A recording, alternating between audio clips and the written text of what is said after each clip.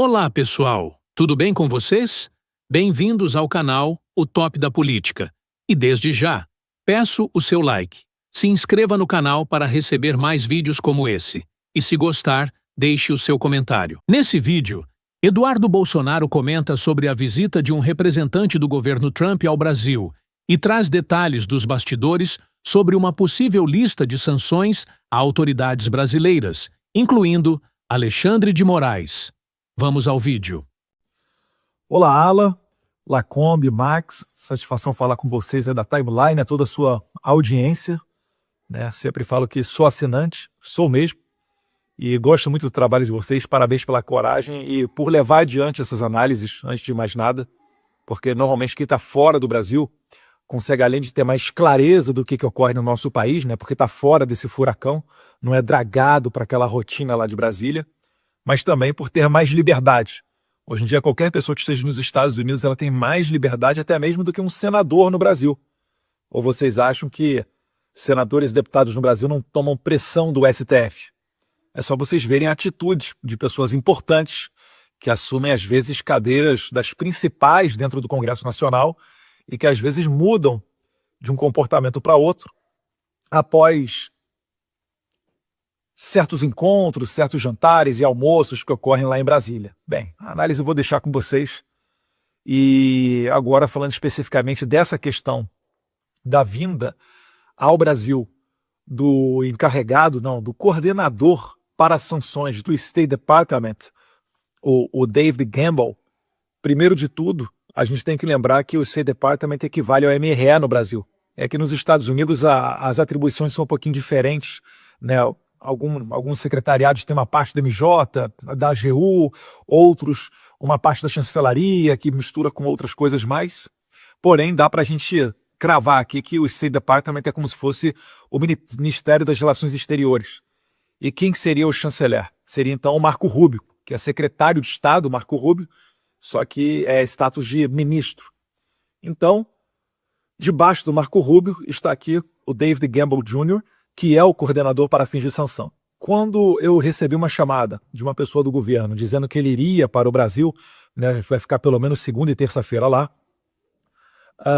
essa pessoa sabe, assim como todos nós, que isso daí é um claro recado para o Brasil. É para quebrar com qualquer tipo de ideia, com qualquer tipo de narrativa de gente que acha que sanção do Alexandre de Moraes é algo que está sendo falado, o Eduardo está lá no exterior e fala disso, e etc. Mas é algo que está longe de acontecer. Então, não. Primeiro de tudo, não está longe de acontecer. Eu acho que está mais perto do que a gente imagina. Então, a saída do David Gamble é um primeiro passo nesse sentido, tá?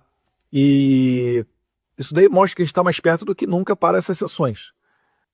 Outro ponto que é interessante destacar é que essa delegação que vai ao Brasil, essa comitiva, ela tem mais gente ali no meio. E são pessoas, autoridades americanas, que estão olhando para a questão da segurança nacional norte-americana. A gente teve recentemente nos Estados Unidos a operação Take America Back, que prendeu 18 criminosos brasileiros com envolvimento com o PCC, fazendo comercialização e porte ilegal de armas, armas ilegais, passando pelos estados da Flórida, Massachusetts e Carolina do Sul.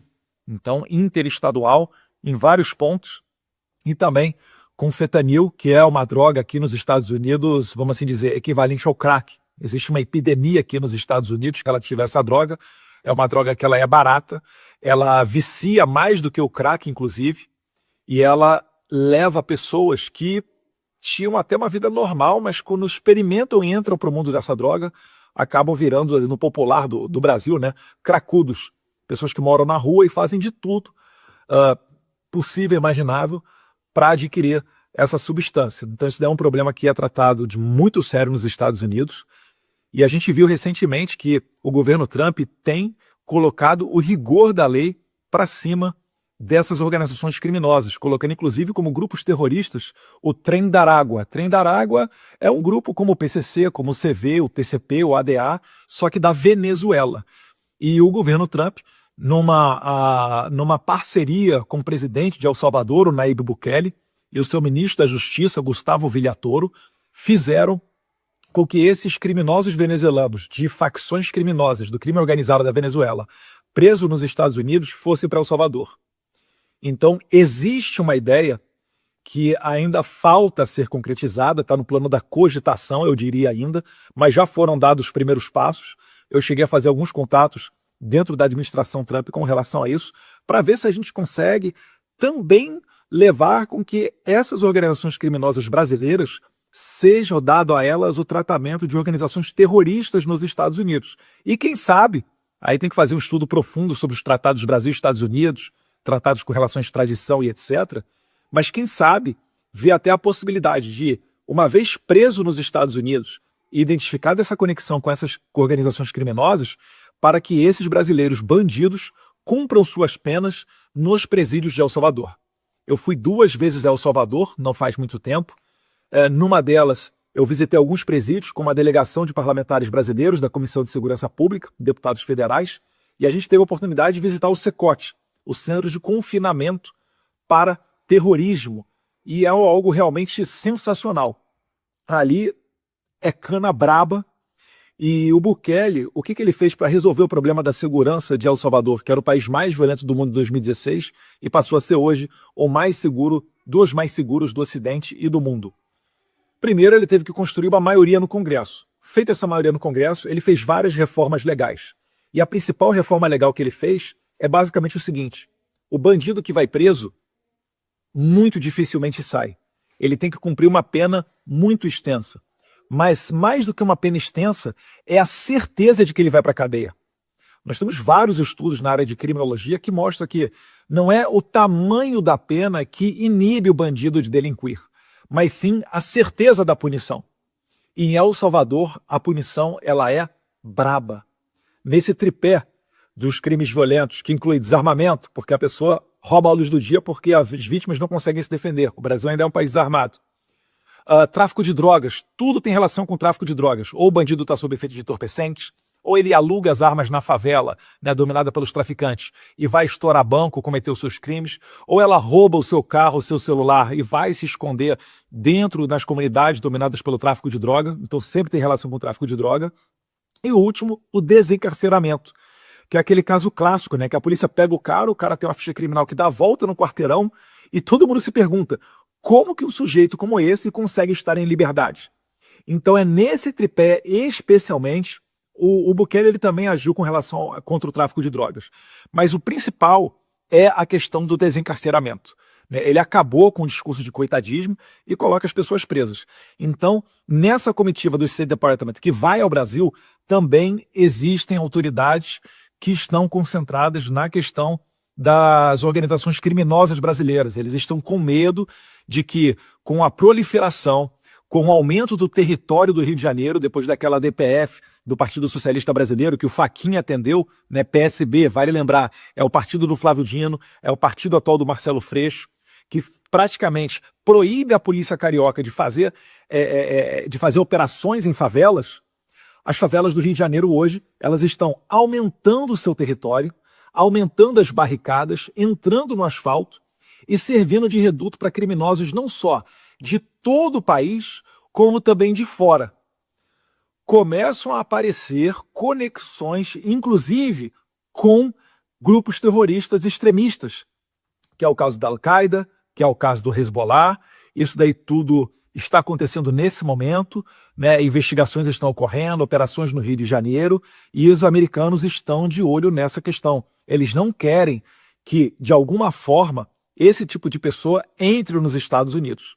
Então, daí também eles irem ao Brasil, esse encontro com o senador Flávio Bolsonaro, que preside a Comissão de Segurança Pública do Senado, também um provável encontro com o presidente da Comissão de Segurança da Câmara, né, o deputado delegado Paulo Bilinski. Isso tudo daí também está no meio dessas tratativas.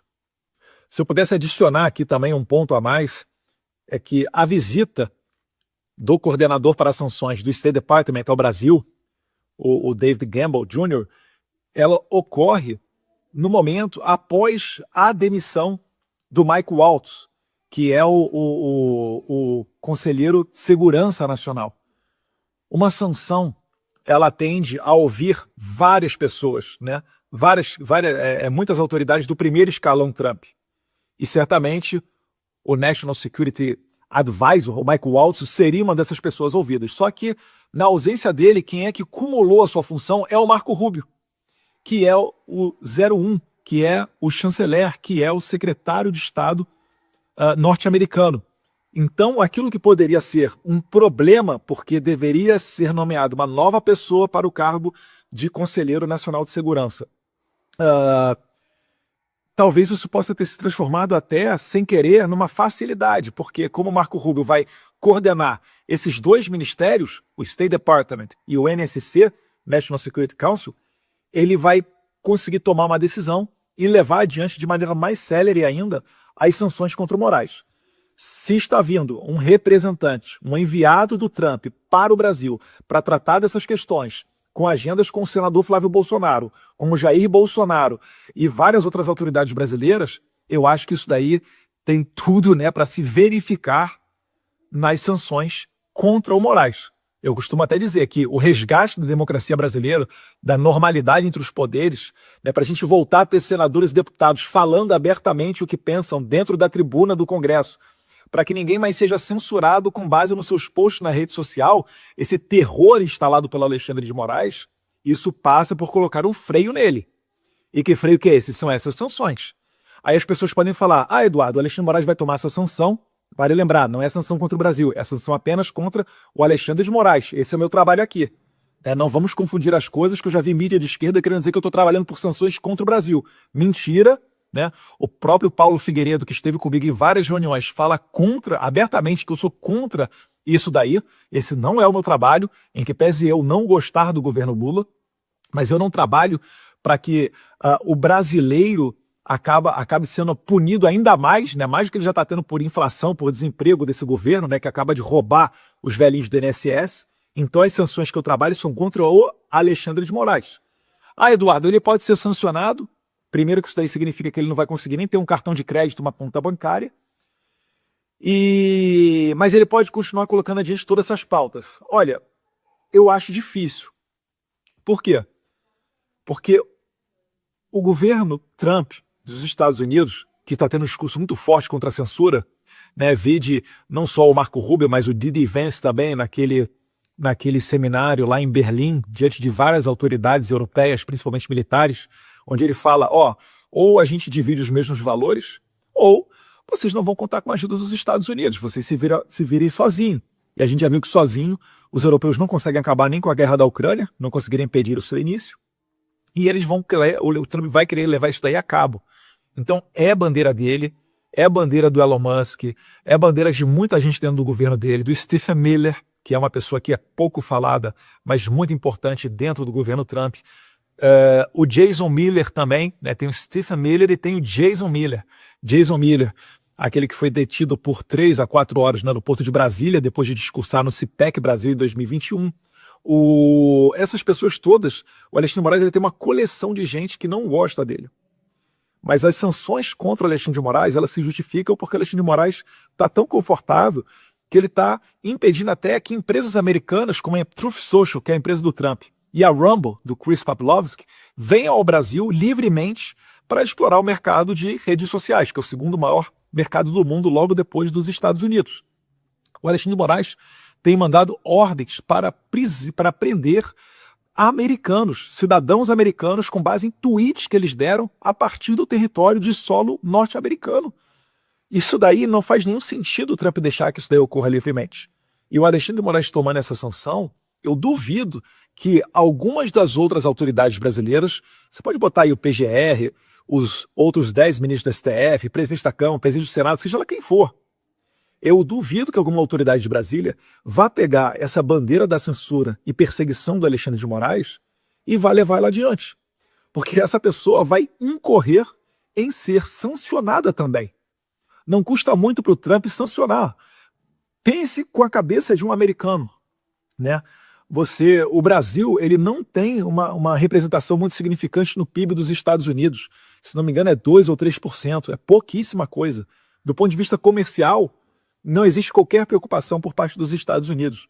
Do ponto de vista diplomático, poxa, O Lula é o maior vocal, o Brasil, né? E aí você vai colocar todo mundo no mesmo balaio, tá? Você vai generalizar. O Lula é o maior vocal que defende o Hamas. O Lula defende o fim do padrão dólar. O Lula recebeu 2 navios de guerra do Irã sancionados pelos Estados Unidos. Inclusive, esse assunto vai voltar à tona ainda, tá? Talvez esteja no bojo aí da visita do State Department no Brasil agora. Então, com base nisso tudo, nem pelo ponto de vista comercial e nem pelo ponto de vista político-diplomático, o Trump se preocuparia muito em sancionar um Alexandre de Moraes, 2 ou 3 do STF, 4 ou 5 do STF, uma turma do STF, para ele não vai fazer diferença nenhuma. Agora, vale lembrar, para finalizar esse ponto, os Estados Unidos, eu pego como exemplo quando sancionaram o Michael Moreno, que é um ministro do STF da Venezuela. Quando eles sancionaram o Michael Moreno, na sequência, quem é que veio e sancionou também? Canadá e União Europeia. Então, se o Alexandre de Moraes, que já deu declarações, quando estavam falando que ele poderia perder o visto americano dele, ele falou, olha, ele declarou, eu não gosto nem muito de ir nos Estados Unidos, eu prefiro a Europa. Né? Lembrou muito o Gustavo Petro, o presidente da Colômbia.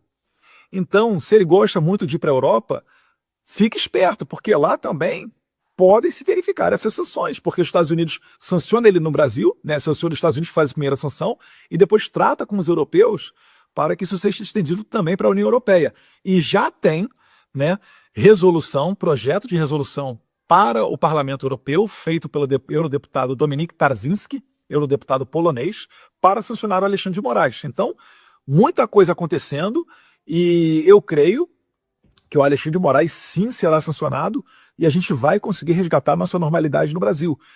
Parar com essas perseguições, parar com maldade, deixar a anistia correr livremente na Câmara, porque se correr livremente, eu tenho certeza de que ela vai para frente, e ai de quem quiser levar adiante as bandeiras da censura e da perseguição.